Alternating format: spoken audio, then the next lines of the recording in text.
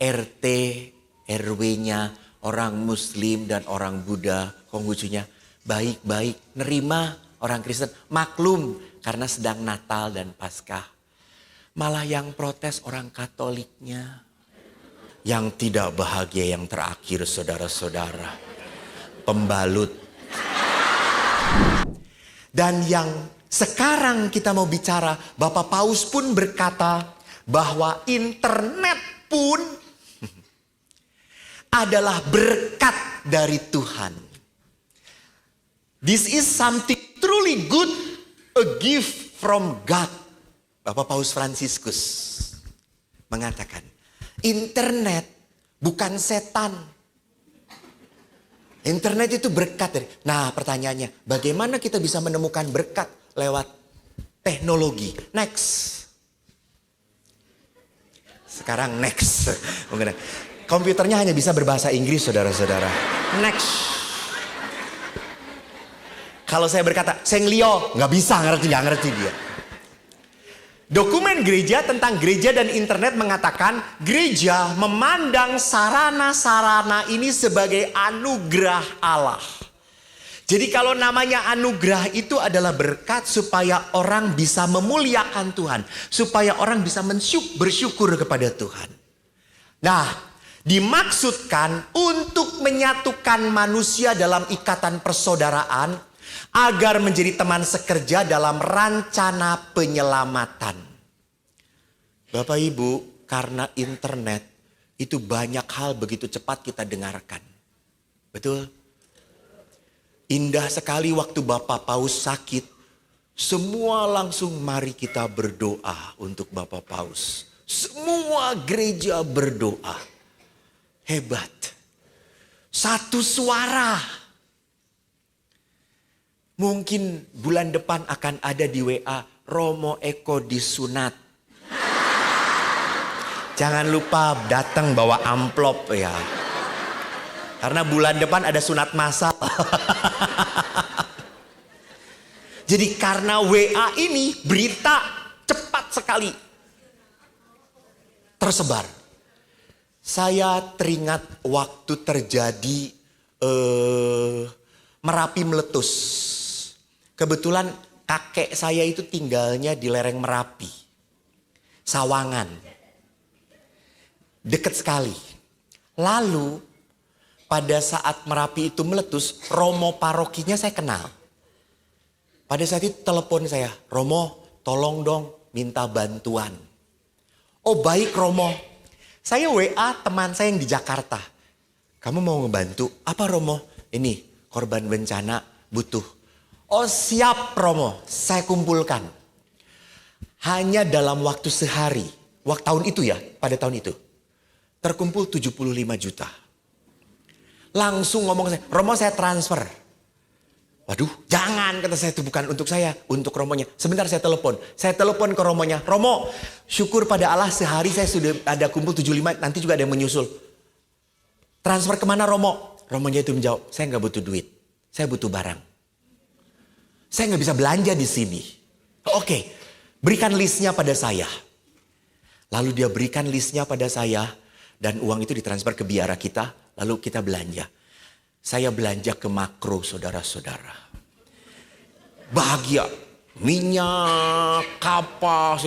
Yang tidak bahagia yang terakhir, saudara-saudara. Pembalut.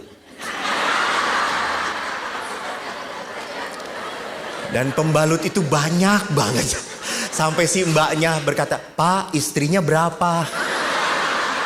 1, kok banyak berdarah-darah kata saya itu.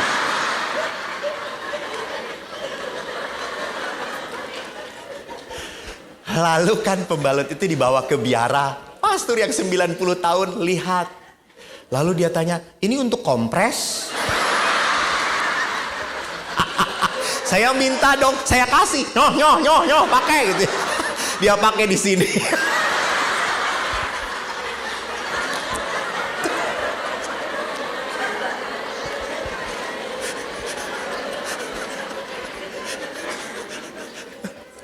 Tapi apa inti yang saya mau katakan? Begitu cepatnya orang membantu, orang menolong, cepat sekali.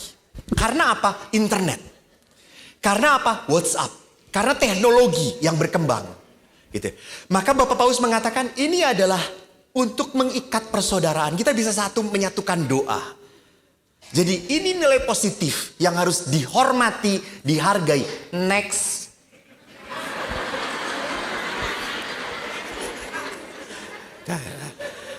Aja gak bisa bahasa Inggris. Dengan mempertimbangkan media komunikasi sosial dari sudut pandang itu, kami menemukan bahwa media komunikasi sosial sangat membantu, menyegarkan hati, mengembangkan budi dan menyiarkan serta memantapkan kerajaan Allah. Saya beberapa juga waktu Sadi datang ke sini, ada oma-oma yang datang kepada saya, Romo terima kasih khotbah-khotbah Romo di YouTube. Saya kalau nggak bisa tidur, saya buka setel YouTube Romo.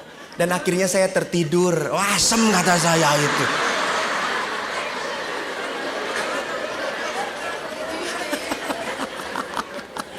Ya sudahlah kata saya. Jadi bahwa sekarang apalagi setelah pandemi. Lihat. Saya senang bahwa begitu banyak imam pun tampil akhirnya. Mewartakan apa? Tentang kekatolikan. Saya suka. Kita akhirnya semua makin tahu. Oh, gereja itu kayak gini. Oh, gereja itu kayak gini. Lalu bahkan pada saat pandemi kita bisa misa online. Hanya kan yang lucunya misa online kan sambil WA-WA-an. Ini romonya kepanjangan, belum selesai-selesai. Aku sudah selesai. Ya wes pindah wae ke situ ya. Ya wes pindah channelnya gitu. Oh alah asem tenan kata saya tuh. Misa kok pindah-pindah kata saya. Ini kok banyak kesuwen pindah wae ning kene gitu.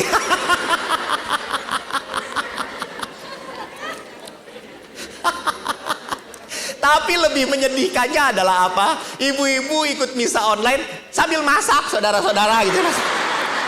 Terus pada saat konsekrasi, dung.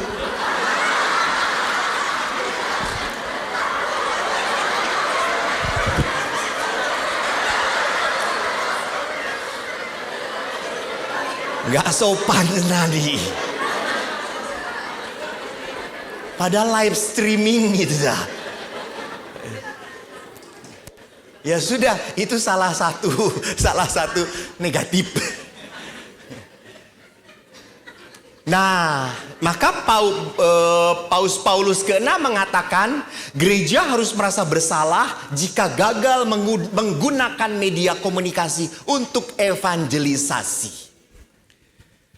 Jadi media komunikasi itu untuk evangelisasi. Jadi bagus Bapak Ibu share hal-hal positif.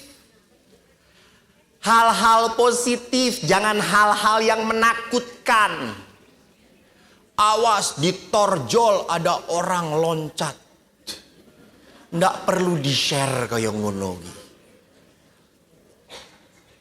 Hal-hal positif yang membuat orang menjadi apa? Sukacita, dikuatkan, diteguhkan. Ini memakai media sosial dengan baik.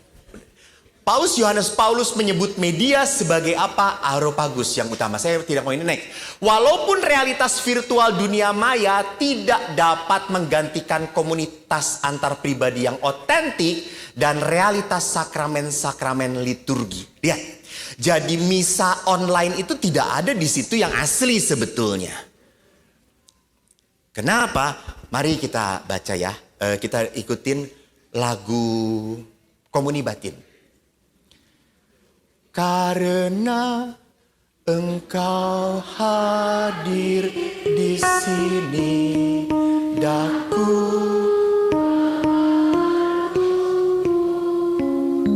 Utuh bagian itu. Awalnya itu gimana sih? Awalnya piye?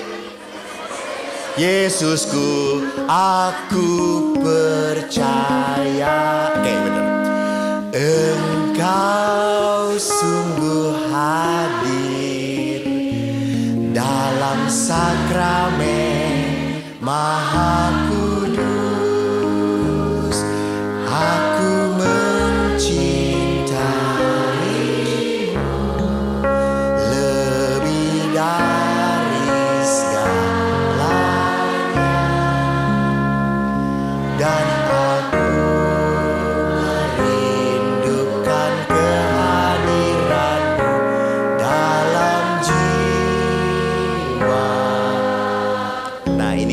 yang penting.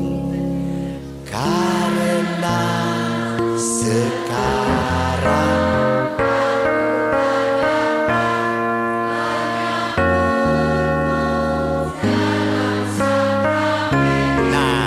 dengerin, oke. Karena aku sekarang tak dapat, maka hadirlah sekurang-kurangnya secara rohani.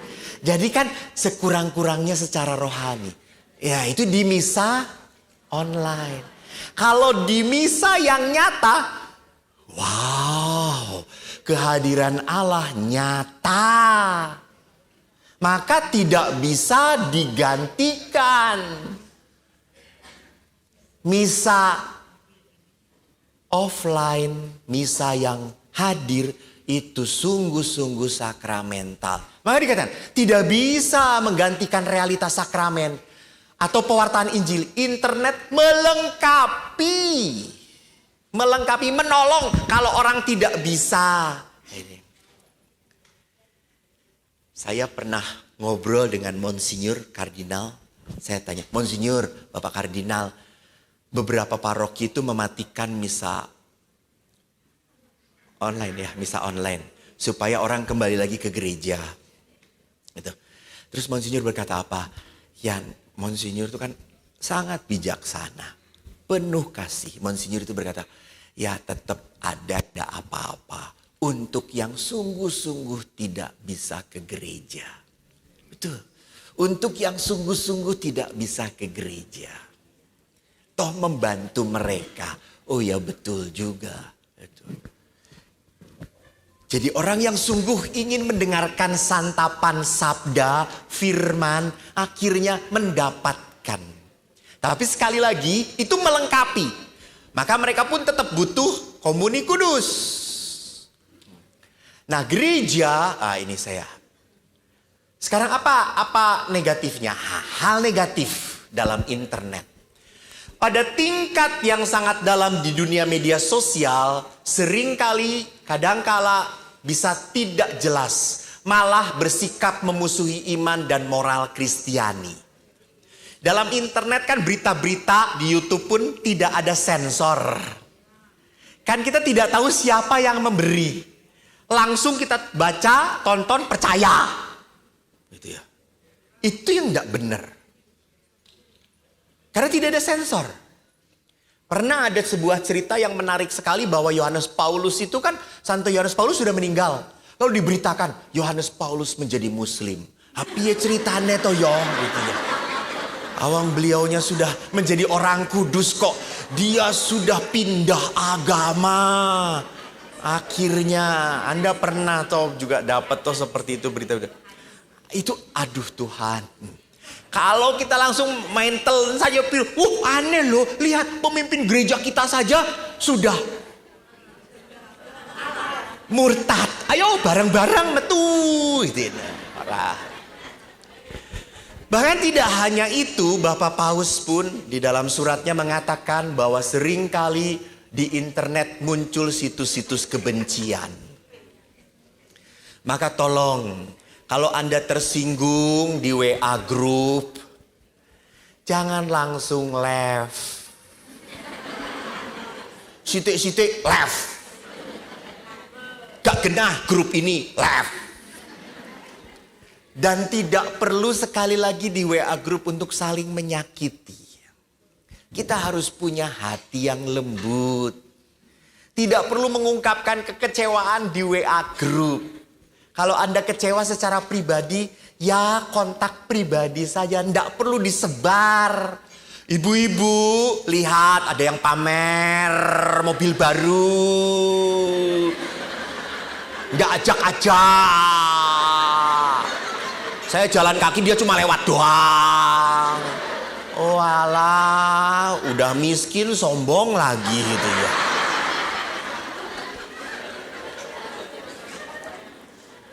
Ya, tidak perlu membuat ricuh, udah tahan. Kita harus belajar untuk menahan diri. Kalau perlu dengan pribadi ya bicara dengan pribadinya. Tidak perlu selemparkan ke grup. Enggak, kita harus belajar bijaksana. bijaksana. Bijaksana itu berarti apa? Saya mikir kalau saya diperlakukan seperti itu apa perasaannya. Saya menghargai perasaan orang lain karena saya pun ingin dihargai. Yang ketiga, merebaknya situs-situs web yang menamakan diri Katolik, menciptakan masalah, membingungkan, bahkan seringkali merusak.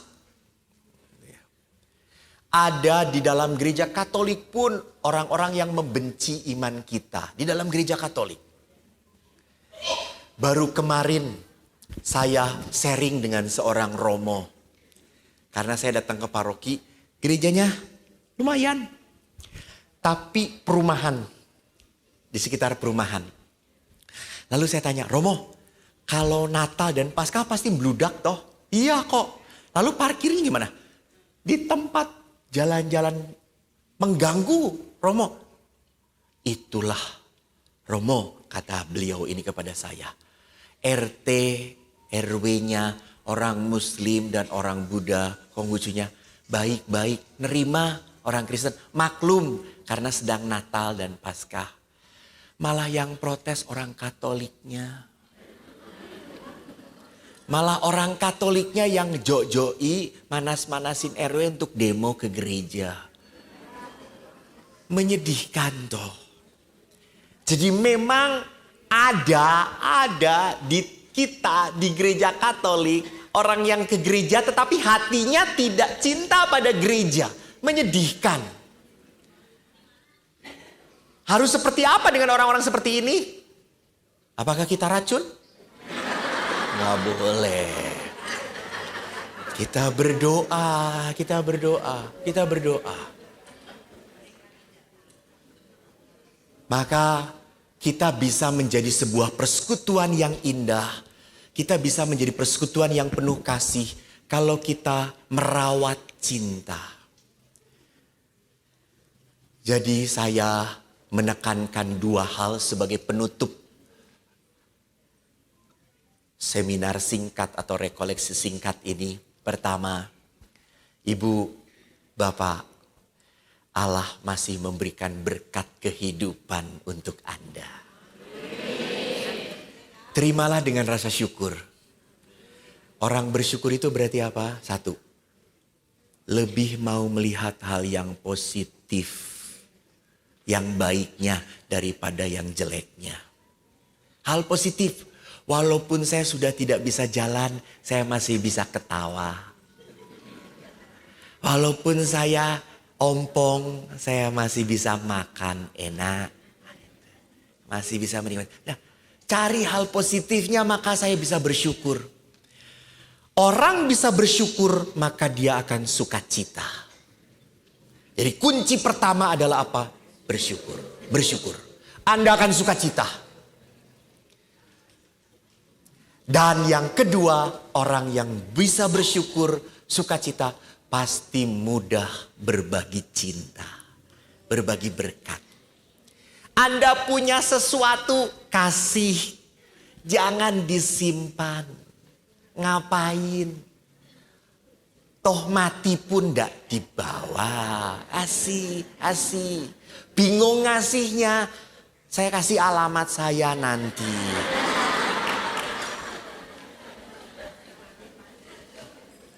Saya tertarik ada orang muda di Helena. Orang muda, dia baru kerja. Tidak terlalu lama. Tiba-tiba datang ke paroki. Lalu ngata, Romo saya mau menyerahkan sumbangan. Ayo, untuk apa? Ya saya sedang dapat berkat. Romo sedang dapat berkat. Silakan Romo, di sini kan ada anak asak. Ada apa? Sedang membangun. Kadang-kadang kita membangun rumah. Apa sebetulnya? Bukan rumah singgah. Membarui rumah itu rumah yang jelek. Renovasi rumah. Bisa tolong bantu Romo. Terus saya bilang, kamu anak muda kenapa nggak nabung aja? Saya sudah Romo, sudah nabung. Sudah. Lalu ini kebetulan saya dapat bonus dari pekerjaan. Saya nggak butuh apa-apa. Ya sudah saya berikan saja, ada orang yang membutuhkan. Ini dia. Orang yang hatinya mudah tergerak oleh belas kasihan, pasti Allah pun akan berbelas kasih padamu.